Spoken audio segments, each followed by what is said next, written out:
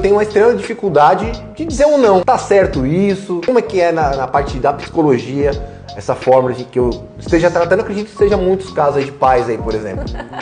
Vamos lá, primeira coisa que não tem certo e errado, a gente primeiro tem que entender o contexto da situação. Mas normalmente os pais têm certa dificuldade de dizer não para os filhos, porque eles acreditam que o falar sim, que acatar ao pedido do filho é uma maneira de demonstrar amor, é uma maneira de você ser aceito como um bom pai ou como uma boa mãe.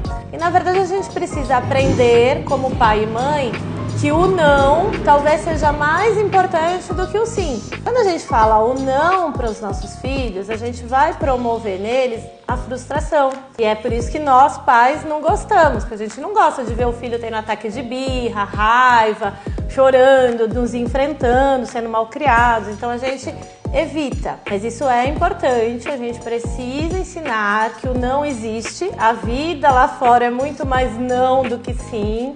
Então ele é importante para a criança, para o adolescente, aprender os desafios. Então ele começa dentro de casa. Quando eu falo não para o meu filho, o que ele vai fazer? Ele vai ter que enfrentar aquela frustração e não vai poder ter o bendito do prazer imediato dele.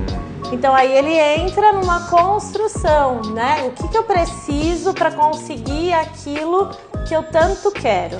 Então quando um adolescente quer ir numa baladinha e o pai ou a mãe está inseguro de deixar, ele precisa construir a confiança no pai e na mãe que ele vai se dar bem, que vai dar tudo certo, que ele não vai sair por aí fazendo as loucuras. Verdade. Então é uma relação de construção de confiança e segurança da família. Então se eu deixo ou se eu não deixo, vai depender muito do comportamento. Os jovens, lógico, os adolescentes, eles não gostam do não, as crianças não gostam, mas a gente está ensinando, educando e preparando para o mundo lá fora que vai falar muitos nãos. Então quando a gente vê, por exemplo, um adolescente que escuta não da namorada e aí ele nunca ouviu não dentro de casa, ele vai ouvir esse não pela primeira vez, ele não entende por que aquela garota está falando não. Então muitas vezes vem os comportamentos, né, difíceis. Sim.